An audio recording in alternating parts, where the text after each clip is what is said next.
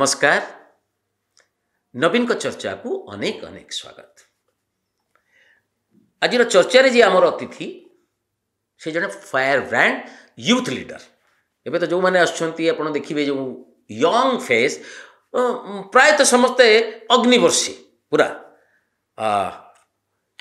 जी आज अतिथि ताको आपण देखिले ही जानी परिबे। किंतु मुझे केवल कहबी जेमिति दुई तीन जन नेता गत सरकार एते सुख पाए एवं जो जहाँ को जो मानू जेल भितर पुरई देवा गत सरकार गोटे प्रबलतम आग्रह होता एमती अच्छा जयनारायण मिश्र अच्छा से पश्चिम ओडिशार आउ जड़े युव नेता आज आमर अतिथि तो स्वागत करवा तांकोटू किछि बुझिबा राजनीति कथा तांको भविष्यत योजना एवं पीड़ा आपण लक्ष्य करेंगे किछि पीड़ा मु चेष्टा करी से पीड़ा तांको भितरु तांको हृदय भितरु बाहरी आसबा पई मु निहाती चेष्टा करी किंतु आसंतु प्रथमे तांको स्वागत करवा से आमर अतिथि भटली विधायक इराशीष आचार्य। नमस्कार इराशीष। नमस्कार आज्ञा।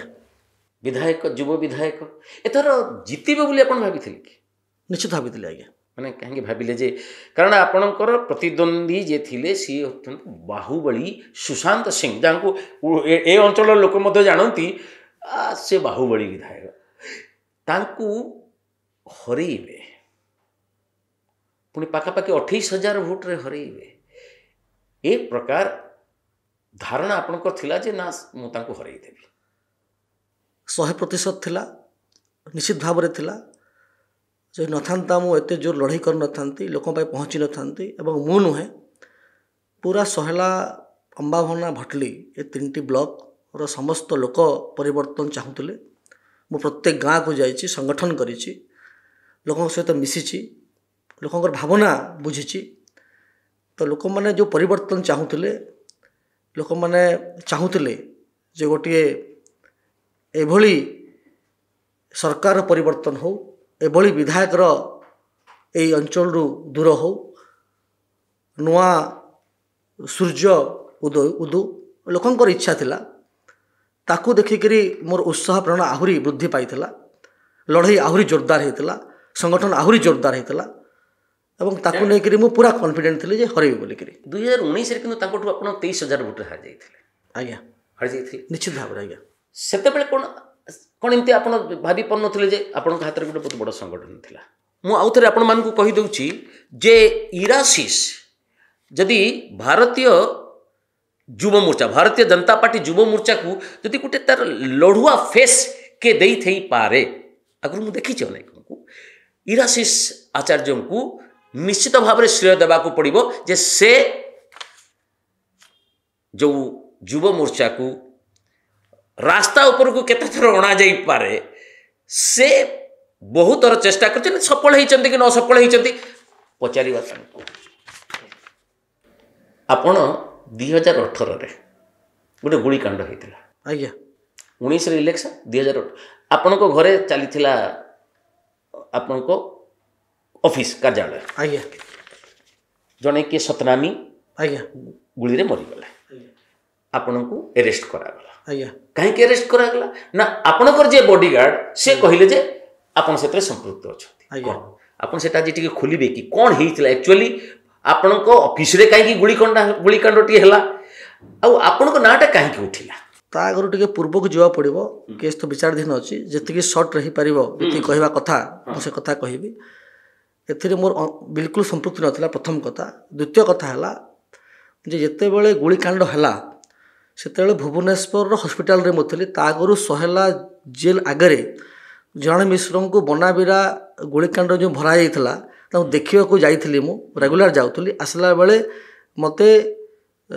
बीजेडी रो गुंडा वाला आक्रमण करथिले मोर 2टी गोड़ भांगीथिला एवं 8टा स्टिच मुंडरे पड़िथिला सेते बेले मु अमरी हस्पिटाल रे एडमिट हेइथिली एवं एही समय रे भटली रे गोटे नॉट परमानेंट ऑफिस टेम्पोरारी कहि परिबे मो घर ठुरु 200 मीटर दूर रे गोटे पुराना घर अछि 100 वर्ष पुराना घर ସେଇଠି ମୋର କିଛି ପତାକା ଭାରତୀୟ ଜନତା ପାର୍ଟିର ପତାକା ଥିଲା କିଛି ପିଲା ମଝିରେ ମଝିରେ ଆସନ୍ତି ସେଇଠିକି ସେଇଠି ଗୋଟେ ଗୁଳିକାଣ୍ଡ ହେଲା, ଆକ୍ସିଡେଣ୍ଟାଲ ଫାୟାର ହେଲା ଆପଣ କହିପାରିବେ।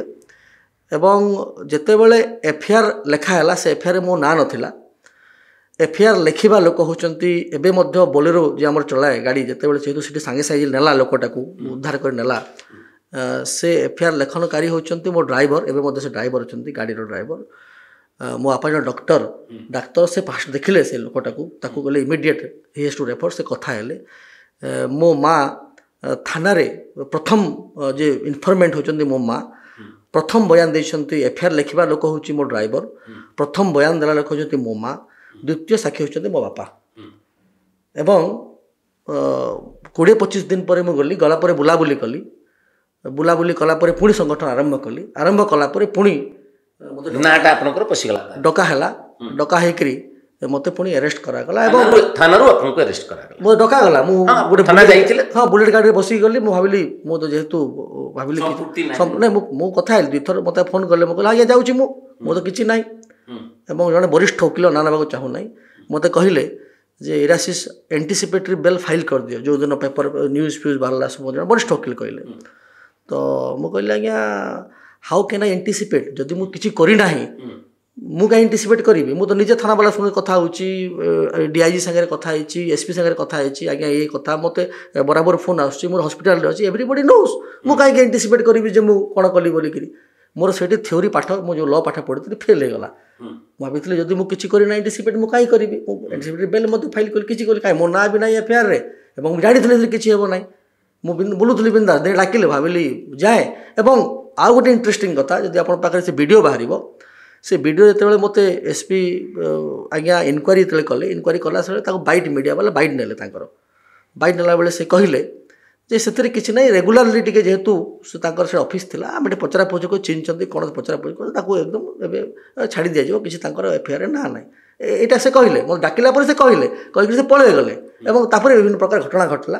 ଏବଂ ଯେହେତୁ କଥାଟା ବିଚାରାଧୀନ ଅଛି, ସେଥିରେ ଆଉ ବିଶେଷ ବିଷୟରେ ଗଲେ ମୁଁ ଦଳ ପୁରା ଠିଆ ହେଲା। 100% ଠିଆ ହେଲା। 2019ରେ ଆପଣଙ୍କୁ ଟିକେଟ୍ ଦେଲା।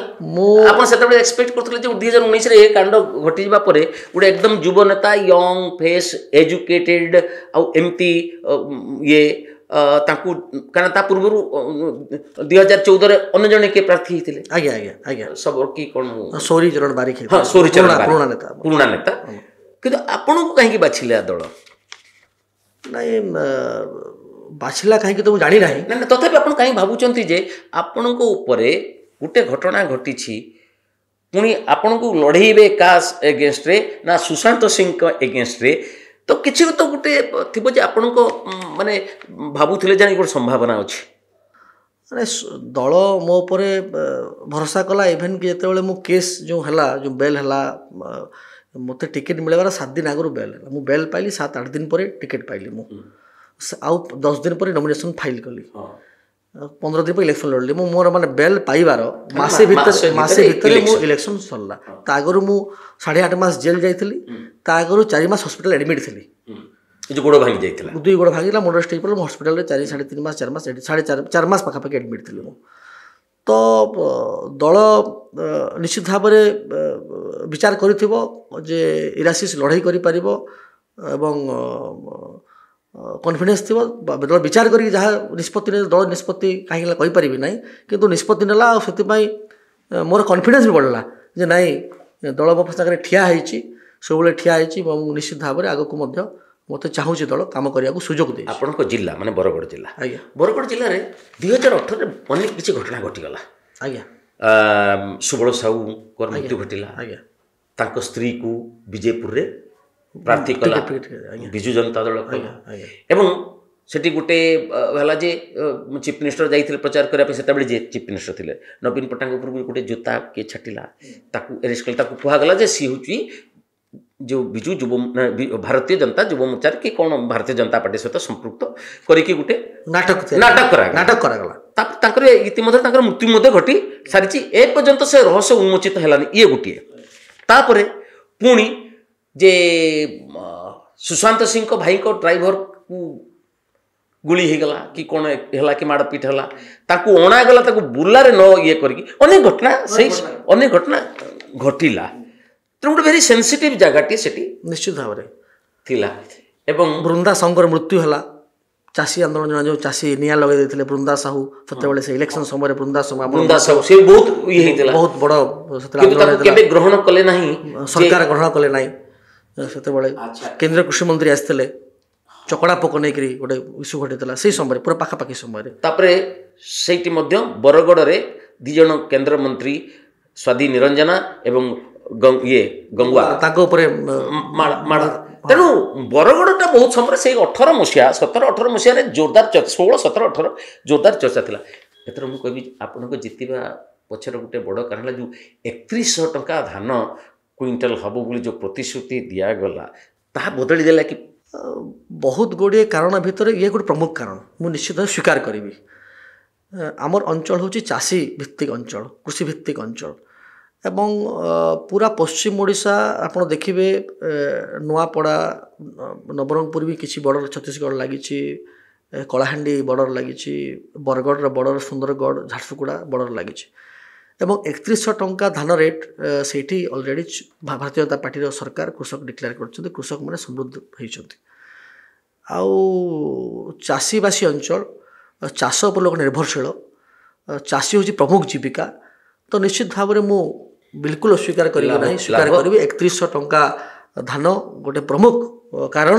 କାହିଁକି ତା ଆଗରୁ ନବୀନ ବାବୁ ଯାଇଥିଲେ ସେଇ ସହେଲାକୁ, ସହେଲା ହଳଦୀପାଲିକୁ, ହଳଦୀପାଲିରେ 100 ଟଙ୍କା ବୋନସ୍ ଡିକ୍ଲେୟାର କରିଥିଲେ ଏବଂ ଗୋଟିଏ ଚାଷୀ ମଧ୍ୟ ପାଇପାରିଲେ ନାହିଁ 100 ଟଙ୍କା ବୋନସ୍। ତ ଲୋକ ମୋଦିଜୀଙ୍କର କଥାକୁ, ଯେ ମାନେ ପ୍ରଧାନମନ୍ତ୍ରୀ ତାଙ୍କ କଥାକୁ ବିଶ୍ୱାସ କଲେ, ମୋଦି ଗ୍ୟାରେଣ୍ଟି ଯାହା କୁହନ୍ତି କରିଦିଅନ୍ତି ଏବଂ ତାହା ପ୍ରମାଣିତ ହେଇଥିଲା ଛତିଶଗଡ଼ରେ ମଧ୍ୟ, ଆଗରୁ କରିକି ଦେଖାଇଛନ୍ତି ସେ। ତ ସେଥିପାଇଁ ଲୋକ ବିଶ୍ୱାସ କଲେ, ବିଶ୍ୱାସ ଆସିଲା ଏବଂ ଏଇଟା ଗୋଟେ ମୋତେ ପ୍ରମୁଖ କାରଣ। ଠିକ୍ ଇଲେକ୍ସନ୍ କିଛି ଦିନ ମାନେ ହେବ, ଇଏ ହେବ, ଆପଣଙ୍କ ଦଳର ଜଣେ ସେ କାର୍ଯ୍ୟକର୍ତ୍ତା ଥିଲେ ସୁଶାନ୍ତ ମିଶ୍ର, ସେ ହଠାତ୍ ଛାଡ଼ିଲେ। ତାଙ୍କର ଅରିଜିନ୍ ହେଉଛି କଂଗ୍ରେସରୁ ଆସିକି ସ୍ୱାଧୀନ ଭାବରେ ଛିଡ଼ା ହେଇକି 2ୟ ସ୍ଥାନରେ ମଧ୍ୟ ଥିଲେ। ଆପଣ ସେଥିରେ ଲଢ଼ି ନଥିଲେ, ମାନେ ଆସିନଥିଲେ, ପିକ୍ଚରକୁ ଆସିନଥିଲେ। ସେ ହଠାତ୍ ଛାଡ଼ିଦେଲେ। ପରିଣୀତା ମିଶ୍ର ତାଙ୍କ ସ୍ତ୍ରୀଙ୍କୁ ନେଇକି ହେଲେ, ପରିଣୀତା ମିଶ୍ର ବି ଲୋକସଭାରେ କ୍ୟାଣ୍ଡିଡେଟ୍ ହେଇଗଲେ ବରଗଡ଼ରେ।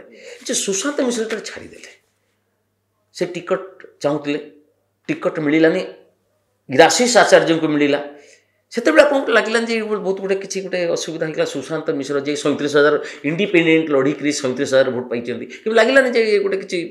ବିଲକୁଲ ଲାଗିଲା ନାହିଁ। ମୋତେ ଲାଗିଲା ମୋର ଭୋଟ୍ ବଢ଼ିବ। ମାନେ କାହିଁକି? ଏଥିପାଇଁ ଲାଗିଲା ଯେ 2019 ମସିହାରେ ପଞ୍ଚାୟତ ଇଲେକ୍ସନ୍ ପରେ ପରେ ସୁଶାନ୍ତ ମିଶ୍ର ମହୋଦୟ ଭାରତୀୟ ଜନତା ପାର୍ଟି ଯୋଗଦାନ କଲେ ଏବଂ ସେତେବେଳେ ବି ସେ ଟିକେଟ୍ ଆଶା କରିଥିଲେ 19 ଇଲେକ୍ସନ୍ରେ ଏବଂ 2014ରେ ସେ ଟିକେଟ୍ ପାଇଥିଲେ ଇଣ୍ଡିପେଣ୍ଡେଣ୍ଟ।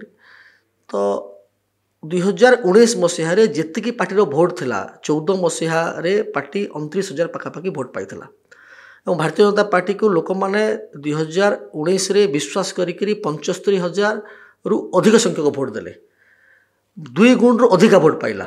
ଗୋଟେ କମ୍ କଥା ନୁହେଁ, ମାନେ 29,000 ଭୋଟ୍ ପାଇଥିଲା 2014ରେ, 2019ରେ ହଁ 75,000 ଭୋଟ୍ ଉପରୁ ଅଧିକା ପାଇଲା ଭୋଟ୍। ତ ଲୋକମାନଙ୍କର ବିଶ୍ୱାସ, ଆସ୍ଥା ଯେଉଁ ଫ୍ୟାକ୍ଟରଟା ଥିଲା, ସେଥିରେ ଏଇଟା କଥା ନୁହେଁ ଯେ ଏଇଠି ଲୋକଙ୍କର ଆସ୍ଥା ବଢ଼ିଥିଲା ଭାରତୀୟ ଜନତା ପାର୍ଟି ପ୍ରତି, ଏଇଟା ଗୋଟେ ବିଷୟ।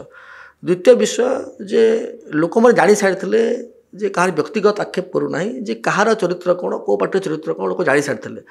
ସୁଶାନ୍ତ ମିଶ୍ର ମହୋଦୟ ହେଉଛନ୍ତି ସହେଲା ବ୍ଲକର ଲୋକ ଏବଂ ସହେଲା ବ୍ଲକ ଭୋଟ ନିର୍ବାଚନ ମଣ୍ଡଳୀରୁ ଆସିଛି, ସେ ପୁଣି ସେଇଠି MP ପ୍ରାର୍ଥୀ। ଆଉ ଫିର୍ ବି ତ ଆପଣ ଦେଖିଲେ ଯେ 27,892 ଲୋକ ଭୋଟ ଦେଇକରି ଜିତେଇଛନ୍ତି ଲୋକମାନେ ଜନତା ହେଉଛି ଜନାର୍ଦ୍ଦନ, ଆଉ ଲୋକମାନେ ଯାହା ଚାହିଁବେ ତାହା ହେବ। ଏବଂ ମୋର ବି ଅନୁଭବ ହେଲା ଯେ ନିଶ୍ଚିତ ଲୋକ ଚାହୁଁଛନ୍ତି ପରିବର୍ତ୍ତନ ପାଇଁ, ଲୋକ ସପକ୍ଷରେ ମତ ଥିଲା ଏବଂ ଲୋକ ଜାଣିଛନ୍ତି ଯେ କିଏ କ'ଣ କରିବ, ଲୋକ ଠିକ୍ ବୁଝୁଛନ୍ତି। ମୁଁ ତ ଧନ୍ୟବାଦ ଦେବାକୁ ଚାହିଁବି ଲୋକମାନଙ୍କୁ ଯେ ଲୋକମାନେ ଯେଉଁ ନିଷ୍ପତ୍ତି ନେଇଛନ୍ତି ଆଗାମୀ ଦିନରେ ଦେଖିବେ ସେ ନିଷ୍ପତ୍ତି ନିଶ୍ଚିତ ଭାବରେ ତାଙ୍କର କାମରେ ହେବ। ସେ ଏତେ ଦେଖିବାକୁ ସୁଶାନ୍ତ ଏମିତି ହୁଅନ୍ତି ଗୋଟେ ତଗଡ଼ା ମଗଡ଼ା, କିନ୍ତୁ ତାକୁ ବାହୁବଳି କାହିଁକି କହନ୍ତି? ଏଠି ସବୁ ମୁଁ ତ ଅନେକ ଥର ୟୁଜ୍ କରିଛି ବାହୁବଳି ସୁଶାନ୍ତ ସିଂ, କାହିଁକି?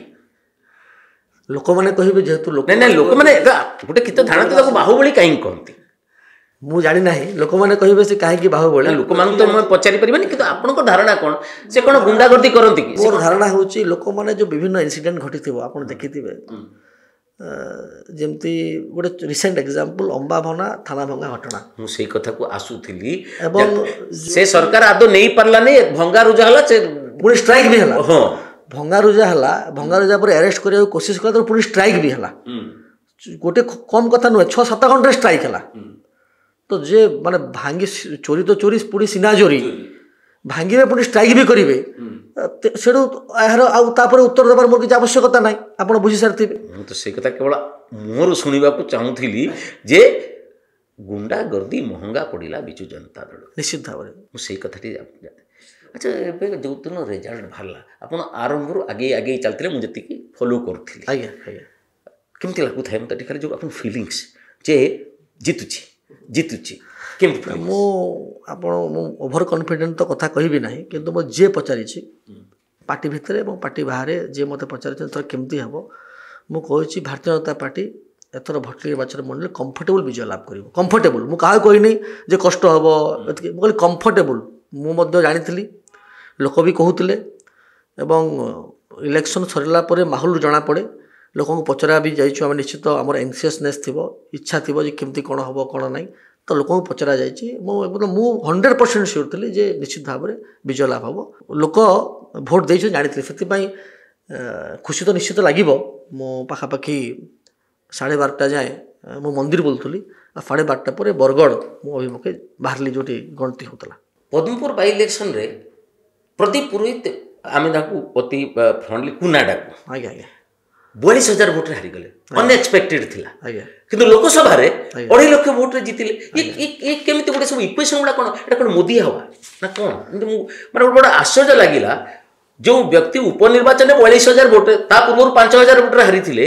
କିନ୍ତୁ ଉପନିର୍ବାଚନରେ 42,000 ଭୋଟରେ ହାରିଲେ କିନ୍ତୁ ଲୋକସଭାରେ 2.5 ଲକ୍ଷ ଭୋଟରେ ଜିତିଲେ ଏଇଟା ସଂଗଠନ ନା ମୋଦି ହବା ଦେଖନ୍ତୁ ଖାଲି ମୋଦି ହେବାରେ କିମ୍ବା ଖାଲି ସଂଗଠନରେ ନୁହେଁ ଗୋଟେ ଲୋକଙ୍କର ମାନସିକତାର ପରିବର୍ତ୍ତନ ହେବ ସବୁ ମିଶିକିରି ଅଛି ସେମିତି ନୁହେଁ କେବଳ ମୋଦି ହେବା ଯଦି ଆମେ କଥା ମୋଦି ହେବା ନିଶ୍ଚିତ ଭାବରେ ଅଛି ଆମେ ସୁଭଦ୍ରା ଯୋଜନା କଥା କହିବା 31 ଧାନ କଥା କହିବା ଯେଉଁ ଆପଣ କହିଲେ ଯେ ବିଭିନ୍ନ ଘଟଣାବଳୀ ଲୋକଙ୍କ ଭିତରେ ସେ ପରୀ କଥା ହେଉ ସେ ମମିତା କଥା ହେଉ ସେ ନବ ଦାସଙ୍କର ଗୁଳିକାଣ୍ଡର କଥା ହେଉ ବିଭିନ୍ନ କଥା ଏବଂ ମୋଦି ଗ୍ୟାରେଣ୍ଟିଙ୍କର କଥା ହେଉ ମାନେ କେନ୍ଦ୍ରୀୟ ସରକାରଙ୍କର ଲୋକାଭିମୁଖୀ ଯୋଜନା ତଳ ସ୍ତରକୁ ପହଞ୍ଚିବା କଥା ହେଉ କିମ୍ବା ଏ ସରକାର ବିରୋଧୀ ହେବା କଥା ହେଉ କିମ୍ବା ଏ ତାମିଲ ଅମଲାତନ୍ତ୍ରର କଥା ହେଉ ସେଇଟା ଗୋଟେ ବିରୋଧୀ କଥା ଅଛି ଏ ସବୁ କଥାର ଗୋଟେ ମିକ୍ସରେ ହିଁ ଗୋଟେ ପରିବର୍ତ୍ତନ ହେଇଛି ଏ କଥାକୁ ଆମେ କେହି ଅସ୍ୱୀକାର କରିପାରିବା ନାହିଁ ଏବଂ ଯେଉଁ ଆପଣ ପଦମପୁରର କଥା କହିଲେ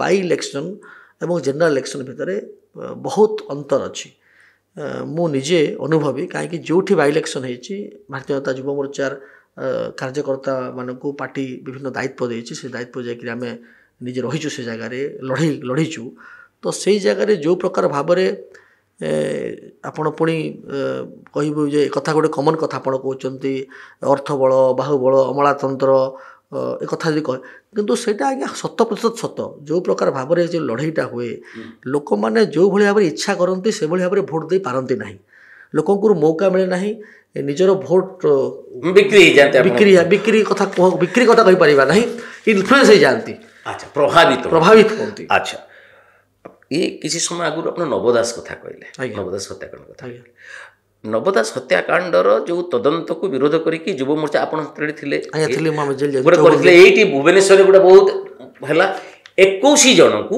ପୁଲିସ ଗିରଫ କରିକି ମୁଁ ତ ଯେତିକି ଦେଖିଛି ଦଫା 307ରୁ ଆରମ୍ଭ କରି କି ଦଫା ପୁରା ଖଞ୍ଜି ଦେଇଗଲା 2 ମାସ କାଳ ସମସ୍ତେ ବସିକି ସେଠି ହରିକୀର୍ତ୍ତନ କଲେ ଝାରପଡ଼ା ଜେଲରେ କିନ୍ତୁ ଏହି ଆପଣଙ୍କ ସରକାର ଆସିଗଲାଣି ନବ ଦାସ ହତ୍ୟାକାଣ୍ଡଟା କ'ଣ ସେମିତି ରହସ୍ୟ ଭିତରେ ହେଇକି ରହିଯିବ ବ୍ୟକ୍ତିଗତ ଭାବେ ଆପଣ କହିବେ କାରଣ ଆପଣ ବର୍ତ୍ତମାନ ବି ଗୋଟିଏ କାର୍ଯ୍ୟକର୍ତ୍ତା ଏବଂ ବିଧାୟକ ଯାହାକୁ ନେଇକରି ଆପଣ ରାଜରାସ୍ତାକୁ ଆସିଥିଲେ ଅନେକ କଷ୍ଟ ସହିଛନ୍ତି ଆପଣଙ୍କ ଯୁବ ମୋର୍ଚ୍ଚା ସାଥୀମାନେ ଆପଣ ବି ତ ଯାଇଛନ୍ତି ଭିତରକୁ ମୋତେ ଏବେ କୁହନ୍ତୁ ତ ଆପଣ କ'ଣ ଡିମାଣ୍ଡ କରିବେ ନାହିଁ ଯେ ନବ ଦାସ ହତ୍ୟାକାଣ୍ଡଟା ତାର ରହସ୍ୟଟା ଷଡ଼ଯନ୍ତ୍ରର ଏଇଟା ଖୋଲୁ ବୋଲି ସରକାର ନିଶ୍ଚିତ ଭାବରେ ଏ ବିଷୟ ବିଚାର କରୁଛନ୍ତି ଏଇ କିଛି ଦିନ ପୂର୍ବରୁ ବରିଷ୍ଠ ମନ୍ତ୍ରୀ ସେ ଉପରେ ମତାମତ ରଖିଛନ୍ତି ଏବଂ ରହସ୍ୟ ନିଶ୍ଚିତ ଭାବରେ ଉନ୍ମୋଚିତ ହେବ।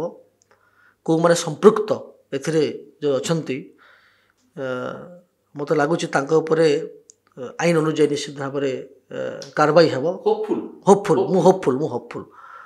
ଆଉ ଆପଣ ଯେଉଁ କଥା ପଚାରୁଛନ୍ତି ଯେ ମୁଁ କ'ଣ ଚାହିଁଛି, ଲୋକ କହୁଛନ୍ତି, ମୁଁ କେବଳ ଆପଣ କହିଲେ, ମୁଁ ବିଧାୟକ ହିସାବରେ କହୁଛି ଏବଂ ସମସ୍ତ ଲୋକ ଚାହୁଁଛନ୍ତି ଯେ ଯାହା ଯାହା ଘଟଣାବଳୀ ଲୋକଙ୍କ ଭିତରେ ରେଖାପାତ କରିଛି, ଯେଉଁ ଘଟଣାବଳୀକୁ ନେଇକରି ଆମେ ବିରୋଧ କରିଛୁ, ଲୋକ ବିରୋଧ କରିଛନ୍ତି, ସେ ସବୁ ଘଟଣାର ପରଦା ଉନ୍ମୋଚିତ ହେଉ। ଏଇ ଲୋକଙ୍କର ସରକାର ଆମେ କହୁଛୁ, ତ ଲୋକଙ୍କର ସରକାର, ଲୋକାଭିମୁଖ ସରକାର ଏବଂ 100% 100% ଆମର ବିଶ୍ୱାସ ଅଛି ମାନ୍ୟବର ମୁଖ୍ୟମନ୍ତ୍ରୀ ମୋହନ ମାଝୀଙ୍କ ଉପରେ ଯେ ଏ କଥାର ପରଦା ନିଶ୍ଚୟ ଘଟିବ, ଲୋକଲୋଚନକୁ ଆସିବ ଆଉ ଯେଉଁମାନେ ପ୍ରକୃତ ଦୋଷୀ ନିଶ୍ଚିତ ଭାବରେ ଦଣ୍ଡ ପାଇବେ। ଏଥର ଏକଦମ ପୁରା ଅନ୍ୟ କଥାକୁ ଆସିବା, ରାଜନୀତିକି ଛାଡ଼ିଦେବା କିଛି ସମୟ ପାଇଁ। ଆଜ୍ଞା, ରାଜନୀତି ଷ୍ଟପ୍। ଆଜ୍ଞା। ଆପଣଙ୍କୁ ଖାଇବାକୁ କ'ଣ ଭଲ ଲାଗେ? ଯାହା ଏମିତି ମୋର କିଛି ମାନେ କିଛି ନାହିଁ, ମାନେ ଭେଜ୍ ନନଭେଜ୍ ଏମିତି କିଛି ନାହିଁ, କୋଉଟା ଭଲ ଲାଗେ? ମୁଁ ତ ନନଭେଜ୍ ପ୍ରିୟ, କିନ୍ତୁ ଯାହା ବୋଲେ ଖାଏ, ଏମିତି କିଛି ବହୁତ ପ୍ରିୟ ନୁହେଁ। ନିଜେ ରାନ୍ଧି ପାରନ୍ତି? ରାନ୍ଧିପାରେ ଆଜ୍ଞା। କ'ଣ ରାନ୍ଧନ୍ତି? ଦିଲ୍ଲୀ ୟୁନିଭର୍ସିଟିରେ ପାଠ ପଢ଼ିଲା ବେଳେ ହଷ୍ଟେଲ ମିଳିନଥିଲା, ସେତେବେଳେ ମଟନ୍ ଆଉ ଚିକେନ୍ ମୁଁ ରାନ୍ଧୁଥିଲି, ବାସନ ମାଜୁଥିଲୁ, ଗୋଟେ ରୁମ୍ରେ 3 ଜଣ 4 ଜଣ ରହୁଥିଲୁ ପ୍ରଥମେ ନ ମିଳିଲା ବେଳେ, ତ ବହୁତ ସମୟ ରାନ୍ଧିଛୁ ସେତେବେଳେ। ସେ ଭିତରୁ ବିଧାୟକ ହେବା ପରେ ଏବେ ରାନ୍ଧିକି ଖୋଇଛନ୍ତି? ନାହିଁ, ବହୁତ ବର୍ଷ ହେଲା। ଆପଣ ଆସିଲେ ଆପଣ ନିଶ୍ଚୟ ଖୋଇବି। ଆଚ୍ଛା, ଘରକୁ ଆପଣ ଆମନ୍ତ୍ରଣ, ନିଶ୍ଚିତ ଭାବରେ ଖୋଇବି। ଆଚ୍ଛା, ଆଉ କ'ଣ ହବି? ପଢ଼ାପଢ଼ି କରେ, ମୁଭି ବହୁତ ଦେଖୁଥିଲି ଆଗରୁ, ଭଲ ଭଲ ମୁଭି, ପୁରୁଣା ମୁଭି, କ୍ଲାସିକାଲ ମୁଭି ଦେଖେ, ପୁରୁଣା ଗୀତ ଶୁଣେ, କ୍ଲାସିକାଲ ସଙ୍ଗ ଶୁଣେ, ରାଗ ବି ଶୁଣେ, ଯେମିତି ଆପଣଙ୍କର ପଣ୍ଡିତ ଭୀମସେନ ଯୋଶୀ। ଗାଇପାରନ୍ତି?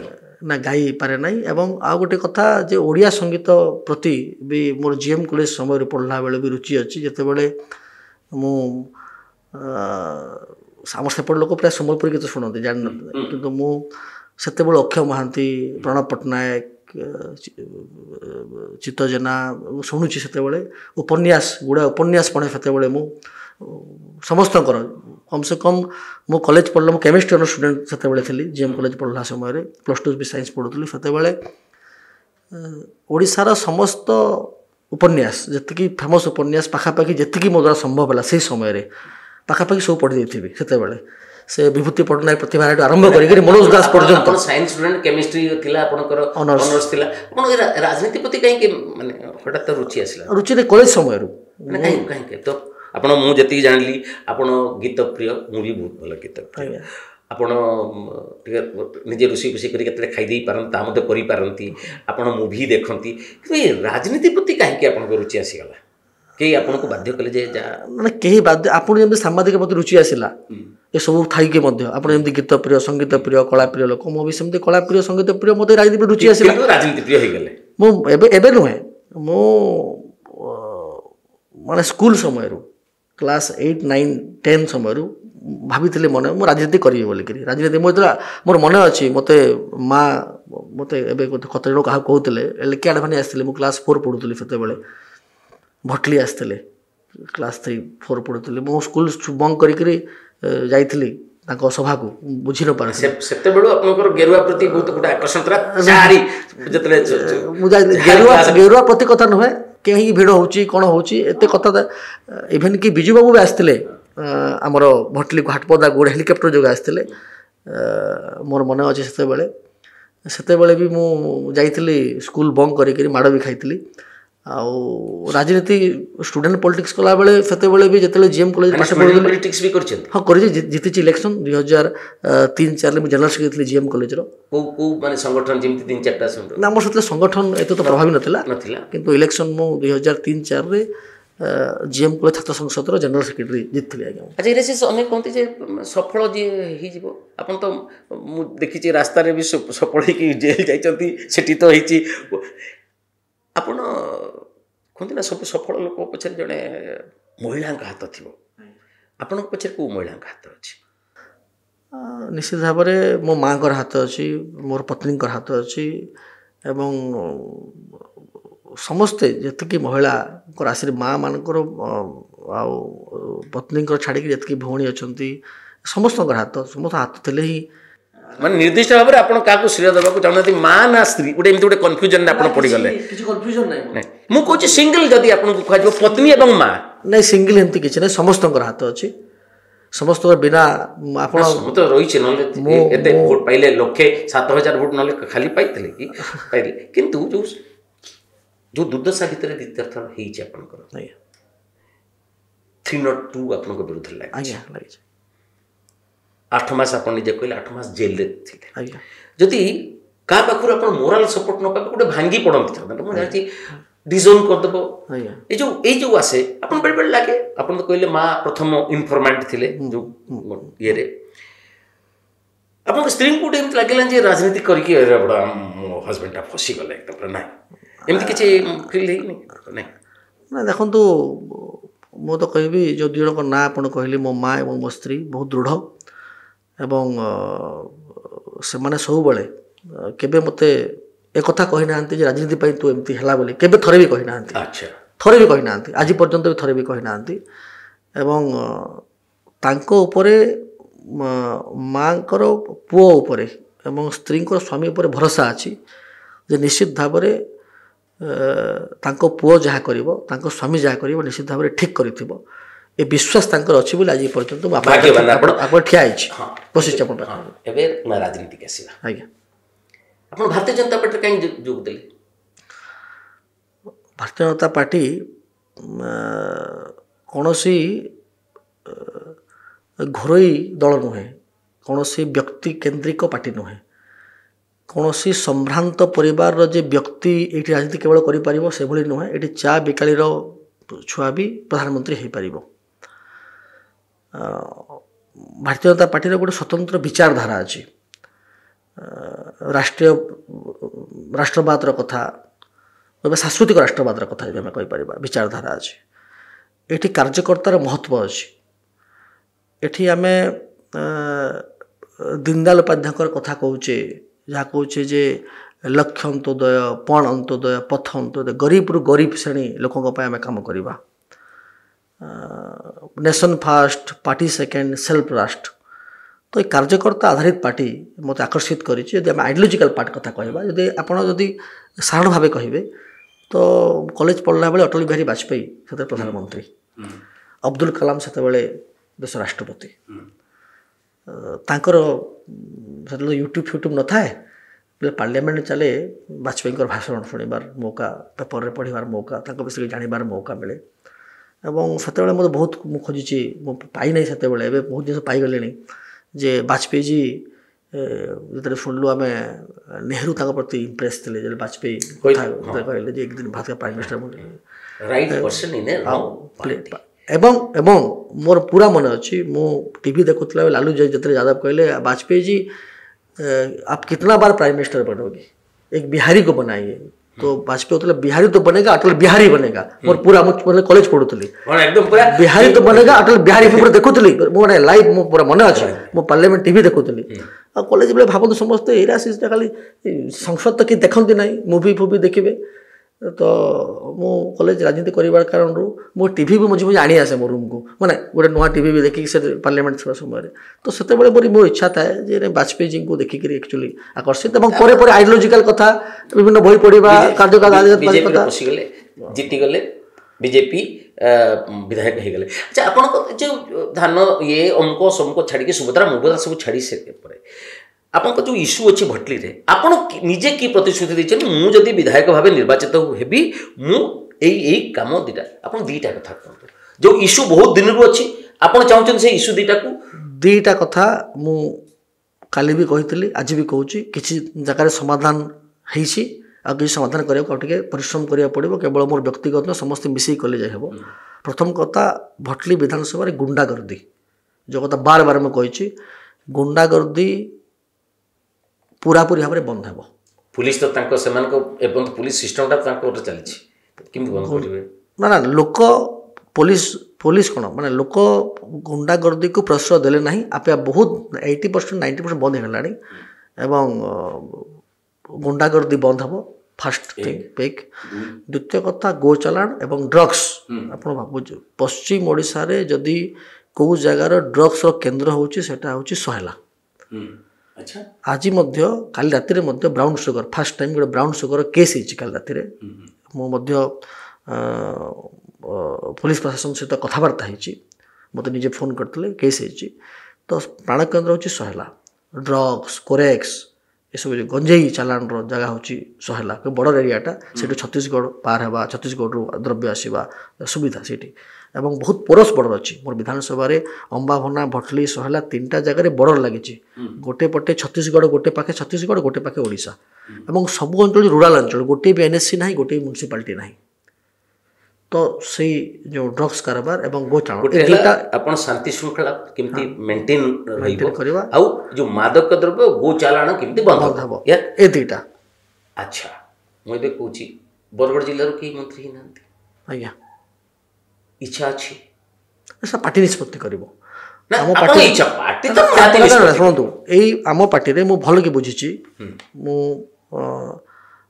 जदियो भारतीय जनता पार्टी रो जोड़े श्रृंखलित कार्यकर्ता मु राष्ट्रीय स्वयंसेवक संघर मु जड़े स्वयंसेवक एवं भारतीय जनता पार्टी को बुझा चेष्टा करुचे बुझू जहाँ बुझी जे आम पार्टी रे यहाँ कौन आप प्रथम कहली जे यहाँ कौन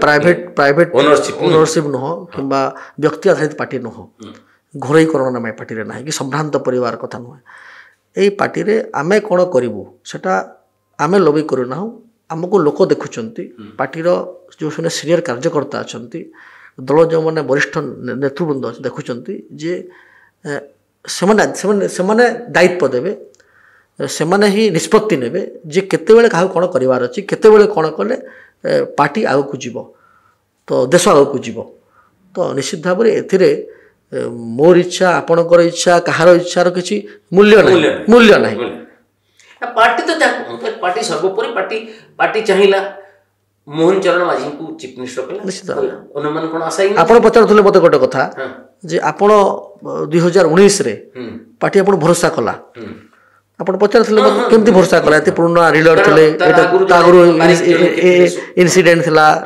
तागुरु पुराना लीडर थिले पार्टी भरोसा कला पार्टी ऊपर निष्पत्ति हला एथरे किछि question no but if then किछि नाही पार्टी निष्पत्ति नेला पार्टी चिंता कला पार्टीर नेतृवृंद चिंता कले पार्टीर सीनियर कार्यकर्ता चिंता माने वरिष्ठ नेतृवृंद चिंता कले जे एटा देले ठीक हेबो सेथिरे क्वेश्चन नाही सेथिरे प्रश्न पचे अवकाश नाही सेथिरे दुखी हेबा सुखी हेबार किछि कारण नाही पार्टी हो कार्यकर्ता आधारित दल एटा कैडर बेस पार्टी तो पार्टी जहाँ निष्पत्ति नब ताकू जहाँ दायित्व दब निश्चित भाव में सेटा करिया पड़िबो एवं करिया सेथिरे किछि चिंता करिवार अवकाश मध्य नाही आउ से आपनको से अंचलटा माने गरीब माने 3-4टा मुझे जानी पद्मपुर भटली बीजेपुर भी हाँ जदियो एग्रीकल्चर रिच किंतु लोक मानकर से आर्थिक स्थिति एते ये नहीं आपनकर किछि गोटे प्लान मु कथा कहूँ सरकार को किछि गोटे निज तरफ जे या करा जेमती किछि प्रस्ताव आपण देबे कि निश्चित भाव में मु ऑलरेडी देइछि प्रस्ताव जे प्रथम कथा है जे जो प्रोजेक्टा है पार्वतीगिरी उठा जलसेचन प्रकल्प विधानसभा क्वेश्चन जो लिफ्ट इरिगेशन प्रोजेक्ट अच्छी से लिफ्ट इरिगेशन प्रोजेक्ट रे जो इरिगेटेड एरिया को पानी जावा कथा से जगह पानी पहुँची पारु नहीं जो ठीक जगह पानी पहुँचता तो चाषी मैंने उपकृत होते 100 कोटी टका खर्च होती किंतु पर्यंत चाषी बाबू पहुँची पारना यहाँ गोटे बहुत बड़ विषय द्वितीय विषय गंगाधर मेहर जल प्रकल्प उठा जो से तो किसी आगे पारा ना सेटा किछि दूर आगे हाँ अनेक आगे बाकी अच्छी सेटा प्रश्न मुझे उठे विधानसभा जे सोहेला ब्लॉक रे जो अंचल रे पाइप जाइए जो अंचल इरिगेशन हवा दरकार जोटा जो एरिया रे पानी पहुँचवा दरकार से जगार पानी पहुँचे सरकार व्यवस्था करंतु अनुरोध मंत्री संगे कथबार्ता हो से जगह पानी पहुँचो बोली आशा विश्वास अच्छी ये दुईटा कथा तृतीय कथा है गत सरकार गुड़ाए बिना कारण चेकडेम निर्माण करुच्ची जो जगह पानी रही कि काम देव ना एमती गुड़ाए नाल अच्छी गुड़ाए झरणा अच्छी कम से कम वर्षा मसरे ताकू जदि आम बांधि दिज्व गोटे फसल दी फसल तो कहीपर ना गोटे फसल पानी अभाव बिल्कुल रहा तो सहीटा सरकार ध्यान देवा कही यहाँ चाषी मान्यवर स्वास्थ्य मंत्री सहित कथबार्ता से मत प्रतिश्रुति देते भितर कम से कम 3टा ब्लॉक रे जोटा मेन हॉस्पिटल अच्छी डाक्तर सेवा जोगाई देवार आवश्यकता रही कहीं दूर आमठू हेडक्वार्टरटा जेहेतु विभिन्न दूर अच्छी से डाक्तर कथा अच्छी शिक्षा अनुष्ठान आप देखिए जे मत लगुच टीचर अपॉइंटमेंट पर किसी संख्या टीचर संख्या हो किंतु स्कूल प्राइमरी स्कूल सबु जगह दुरावस्था अच्छी ये वर्षा समय सोशल मीडिया माध्यम भी बहुत गुड़ाए स्कूल 3टा ब्लॉक बुली गुड़ाए स्कूल दुरावस्था अच्छी से स्कूल रे इंफ्रास्ट्रक्चर सहित मिनिमम इंफ्रास्ट्रक्चर मु अनुभव करे जे इंफ्रास्ट्रक्चर बहुत आवश्यकता नहीं गोटे मु भी शिक्षकता करूली बहुत बड़ा आवश्यकता नहीं बहुत बड़ सजेदेले कि चकचक हो गले कि मार्बल लगिगले कि बोर्ड लगिगले जे भल पाठ पढ़े भल शिक्षक पाठ पढ़ेब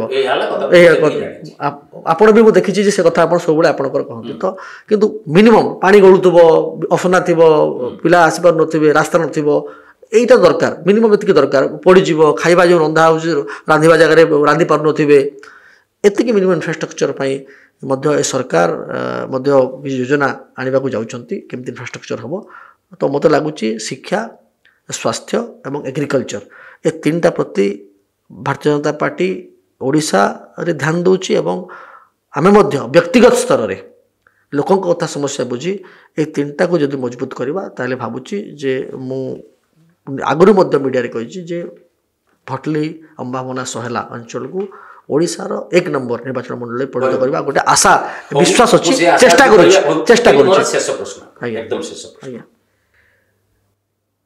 नव दास हत्याकांड आपण जेल जाइछंती 2 मास 60 आउरी 20 जन आपणकर कार्यकर्ता बहुत दफा मुझे जो कहली दफा को पढ़ी पारिबिनी एते दफा लंबा दफा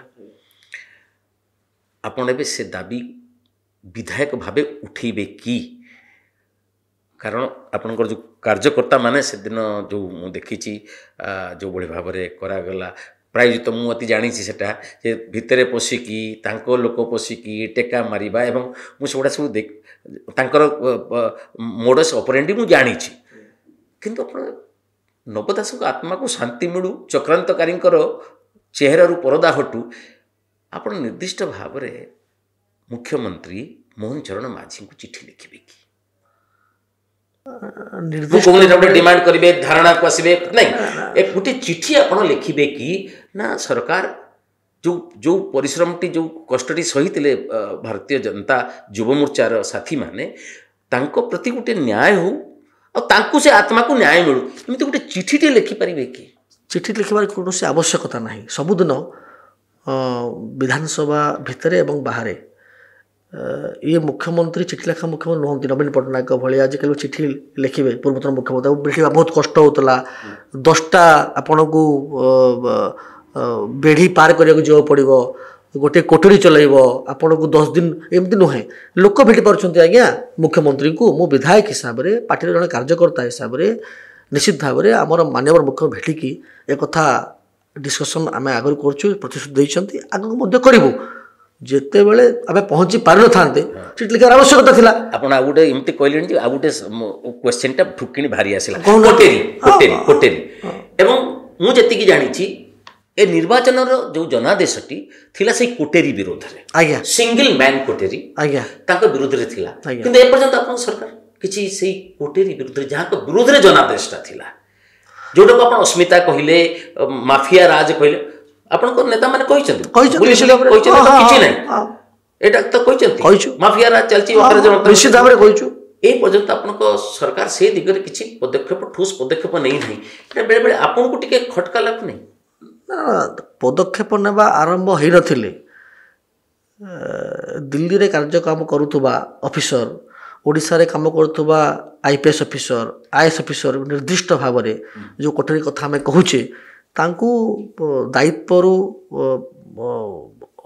जो काम करते दायित्व हटई अन्य जगह बसई न था काम चली आपड़ देखिए सरकार ନୂଆ ଆରମ୍ଭ ହେଇଛି, ବହୁତ କମ୍ ସମୟ ହେଇଛି ଏବଂ ହବ 100% ଆଶା ହିଁ ଅଛି। ଆପଣଙ୍କ ସ୍ୱପ୍ନ ଅଛି? ସ୍ୱପ୍ନ କ'ଣ କ'ଣ ସ୍ୱପ୍ନ ଦେଖିଛନ୍ତି? ନମ୍ବର 1 କରିବେ, ସେ ଯେଉଁଟା କହିଲେ ଯେ ଆପଣଙ୍କ ନିର୍ବାଚନ ମଣ୍ଡଳୀଟାକୁ ନମ୍ବର 1 କରିଦେବେ, ଏଇଟା ସ୍ୱପ୍ନ ନା ଆଉ କିଛି ସ୍ୱପ୍ନ ଅଛି? ଦେଖନ୍ତୁ, ସେମିତି ସ୍ୱପ୍ନ ତ ଏଇଆ ଯେ ଲୋକଙ୍କ ପାଇଁ ଯେହେତୁ ଆମେ ଆସିଛୁ, କାମ କରୁଛୁ, କମ୍ ସେ କମ୍ ସବୁବେଳେ ଲୋକଙ୍କ ସାଥିରେ ରହିବୁ, ଲୋକଙ୍କ ପାଇଁ କାମ କରିବୁ। କମ୍ ସେ କମ୍ ଲୋକ ଆମକୁ ଯେଉଁ କାମ କରିବୁ ତାର ଯେଉଁ ମାର୍କସିଟ୍ ଦେବେ, ଯେଉଁ ମାର୍କ ଦେବେ, ପାସ୍ କରିଦିଅନ୍ତୁ ମୁଁ କହୁନାହିଁ ଯେ, କିନ୍ତୁ ହାଏଷ୍ଟ ରଖିବାର ଇଚ୍ଛା, ସ୍ୱପ୍ନ ସେଇଆ ଯେ ହାଏଷ୍ଟ ମାର୍କରେ ଆମେ ପାସ୍ କରୁ। ଯେମିତି ଗୋଟେ ପରୀକ୍ଷାର୍ଥୀର ପରୀକ୍ଷାର ସମୟ ଯେ ହାଏଷ୍ଟ ମାର୍କ ପାଉ, ଆପଣଙ୍କର ଇଚ୍ଛା ମଧ୍ୟ ସେଇଆ ଅଛି। ଦର୍ଶକ ବନ୍ଧୁ, ଆପଣ ତ ଶୁଣୁଥିଲେ, ତାଙ୍କ ସ୍ୱପ୍ନ ପୂରଣ ହେଉ, ଆମେ ବି ଆଶା କରିବୁ ସେ ପ୍ରତ୍ୟେକ ବର୍ଷ ଗୋଟେ ରିପୋର୍ଟ କାର୍ଡ଼ ଦିଅନ୍ତୁ। ୟା କହିଥିଲି, ୟା କରିଛି, ୟା କରିପାରିନି, ୟା କରିବି। ରିପୋର୍ଟ କାର୍ଡ଼ ଦେଲେ କ'ଣ ହେବ ନା, ଲୋକଙ୍କର ଗୋଟିଏ ହେବ ଯେ ନା ଆମେ ଯାହାକୁ ବାଛିଛୁ ସେ ପରୀକ୍ଷା ଦେଉଛନ୍ତି, ସେ ଯେଉଁଟା କହିଲେ ନା ଟିକେ ହାଇଏଷ୍ଟ ନମ୍ବର ରଖିବେ। ତେଣୁ ସେ ହାଇଏଷ୍ଟ ନମ୍ବର ରଖନ୍ତୁ, ଲୋକଙ୍କର ମନ କିଣନ୍ତୁ, ଜିଣନ୍ତୁ ଏବଂ ସେ ଯେଉଁ ଜିନିଷ ଭାବିଛନ୍ତି ଯେ 1 ନମ୍ବର କରିବେ ତାଙ୍କ ନିର୍ବାଚନ ମଣ୍ଡଳୀକୁ, ତାହା ଭଗବାନ ପୂରଣ କରନ୍ତୁ, ମା ସମଲେଶ୍ୱରୀ ବି ପୂରଣ କରନ୍ତୁ ଏବଂ ସେ ଜଣେ ସମ୍ଭାବନାପୂର୍ଣ୍ଣ ନେତା ହେଇକି ଆଗକୁ ବାହାରନ୍ତୁ। ଆମେ ତାଙ୍କର ଉଜ୍ଜଳ ଭବିଷ୍ୟତ କାମନା କରୁଛୁ। ଆପଣମାନଙ୍କ ତରଫରୁ ମୁଁ କରୁଛି ଯେ ଇରାଶିଷ ଆଚାର୍ଯ୍ୟ ଅନେକ ବହୁତ ବଡ଼ ବଡ଼ ନେତା ପଶ୍ଚିମ ଓଡ଼ିଶା ଦେଇଛି ଓଡ଼ିଶାକୁ, ସେ ସେମିତି ଜଣେ ନେତା ଭାବେ ଆତ୍ମପ୍ରକାଶ କରନ୍ତୁ।